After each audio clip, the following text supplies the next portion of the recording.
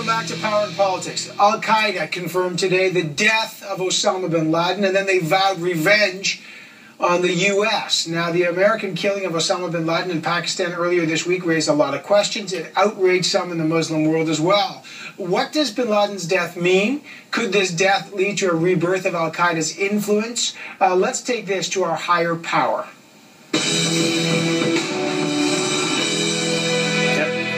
From Toronto, Mohamed is the director of the Canadian Arab Federation, and Azmi was the consultant to the former Pakistani Prime Minister Benazir Bhutto. Gentlemen, good to see both of you. Lots of followed today. President Obama visiting the SEAL team today, saying it was a job well done when they flew into Pakistan, killed bin Laden. Al-Qaeda today saying they will retaliate against this. Azmi, what does this tell us, that Osama bin Laden was hiding in quite openly inside Pakistan after almost 10 years? What does this do to Pakistan's reputation for fighting Al-Qaeda and their relationship with the West? It puts Pakistan in a tight spot. It puts Pakistan's democracy. It embarrasses the democracy there. President Zardari, we may have issues with the way his government has governed thus far, but is known to be a friend of the Western world. His views, he lost his wife due to terrorism. So it's hard to doubt that he or his government was in the picture. But the fact of the matter is that Osama bin Laden was found in his backyard, and it makes it very difficult to defend. What are the implications of this, Mohamed Rashidy? Your sense of this? Obviously, the distrust is intense between the U.S. and Pakistan. They didn't tell the Pakistanis about the raid for fear of a leak. Nonetheless, billions of dollars of aid flow to Pakistan. So, how do you reconcile those two things? Well, of course, there will be a lot of problems in the short term for Pakistan, but I think it's important not to blow it out of proportion, as I've seen in the American media and other places, American politicians saying the Pakistani government is complicit. I don't have any sources in Pakistan. I'm not originally from there, but I get the sense that this is more about incompetence on the part of Pakistan rather than deception. And it's important to make that distinction. You know, there are millions of people within the United States today who live illegally that the U.S. government does not catch or unable to catch. So it's important to put that in perspective. And that's the greatest superpower in the world, unable to secure its borders. So I don't know why all of a sudden Pakistan, which has a much more difficult border to secure with mountains, is held to a different standard. I've been to California, Southern California, on the border with Mexico. You should see what happens there. And there are military bases within Southern California, like Camp Pendleton, right next to the border. And, illegal aliens, as they refer to them in the U.S., are always going in and out from there. There's one difference, though, Mohammed, I dare say, that those people in California are not being hunted down by the world and by the local authorities. And here we had criminal number one with a $25 million bounty on his head. And we find them in the backyards of our allies. That is a troublesome question. Now, this also brings to light a fact that Pakistan has been a good ally in many instances where its cooperation has been crucial and has been acknowledged globally.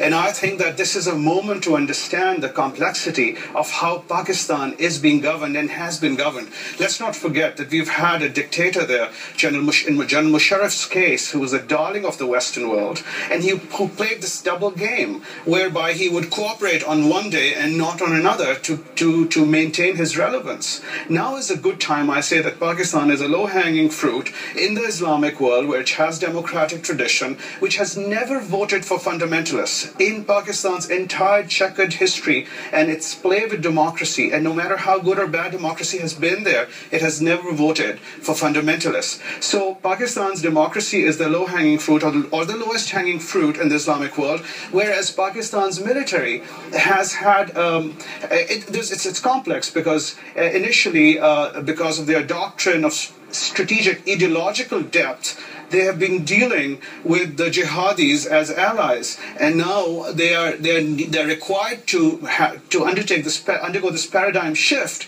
whereas the jihadis have become enemies number one, and so there is a system within the system. We all fear that is not cooperating fully well yet. There's also these questions now about the ongoing impact, not just in Pakistan, in the Muslim world in general. The U.S. not releasing the photos, for example, for fear that this creates a kind of martyr syndrome for Osama bin Laden and further fuels retaliatory feelings or anti-American feelings because of this killing. Mohamed, where are you on that? Well, look, the United States had to get bin Laden. The fact that he was not caught for 10 years after the atrocities of 9/11 has been very embarrassing for the United States. It has definitely diminished its standing and prestige around the world. That is without question. So they had to take this step. I won't get into the details of what happened in this killing, but overall, I don't think the United States had a choice in trying to hunt down bin Laden and getting him one way or another. A lot of people would have preferred a trial and would not have preferred the bloodshed that took place, but at the end of the day, they had no choice. From the Muslim world's perspective, he was a very controversial man. You have to understand that Al-Qaeda definitely inspired a lot of people to stand up to the dictatorships in the Middle East and the rest of the world. However, Evan, you got to recall the revolutions that are taking place in the Arab world right now. They were not based on religion. They were not based on a lot of the things that bin Laden and his movement inspired, and yet they achieved their goals. So Al-Qaeda has been dealt a very severe blow prior to the death of bin Laden through these revolutions in Egypt and Tunisia, for example. So Al-Qaeda is in a very difficult spot, and their power has been very much diminished, and the U.S. can gain a lot from that. I think this action we saw with bin Laden, while necessary, will have some negative repercussions on the short term.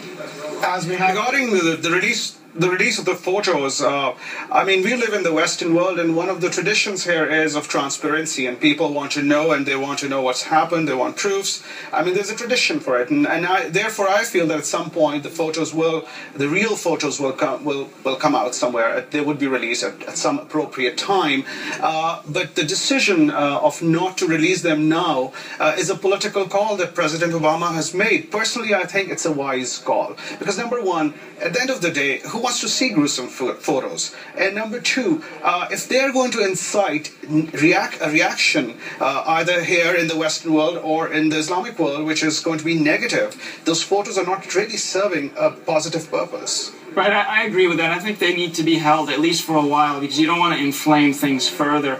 They may be released at a later date. I don't think anything stays secret anymore these days. But I will say, though, that it does fuel in the short term the conspiracy theories, which, as you know, are very popular surrounding bin Laden and 9/11. So there is a positive and negative. But at the end of the day, they definitely shouldn't release them this soon after the news, so as to not inflame things further. Does this have any impact very quickly on the conflict that NATO and the UN and Canada have been very much involved in Afghanistan, and perceptions about now winding that down or not? Yeah, I think it will, and I'll let Azmi take it after this. I think it does make things a little bit more difficult. Bin Laden, in a sense, legitimized a lot of what's happening. Certainly in American eyes, it was revenge for 9/11 and trying to stop Al-Qaeda. And with the demise of bin Laden, it's going to be more difficult from a domestic point of view for Western leaders to continue these wars abroad. I think bin Laden's death and the way it has happened is a huge symbolic victory, not only for people and governments in the Western world, but also for people in the Islamic world, and especially in Pakistan. Because let's not forget that although Pakistan has this minority, but a vocal minority, which has moved to the right into extremism, and we can call them supporters or sympathizers of people like bin Laden, the vast majority has really suffered suffered. And according to some counts, and I don't have any verification to those, that about 30,000 people have lost their lives since post 9/11 in Pakistan alone. So this is a country that's bled a lot and has paid heavily for the situation. Some of those situations were of its own making, and some were totally out of control. So I think that symbolically, number one, it's a victory. It does send a very solid symbol that, listen, you can hide wherever you want and for how long as you want, but you will meet your end. I've got to leave it there. I should just tell you both, and I want to tell our audience, we've got some breaking news very quickly, that the United States has now told Syria that the U.S. and its international partners will take additional steps against the Syrian government if they continue to kill and harass protesters there. There's an evolving situation in Syria. What those additional steps mean, we don't know yet. But Mohamed al-Rashidy, you mentioned that, and we're following that story. Mohamed al-Rashidy, director of the Canadian Arab Federation, Azmi Haq, consultant to the former Pakistani Prime Minister Benazir Bhutto. I appreciate both of you coming on today. Stick around. We've got the results of our question of the day.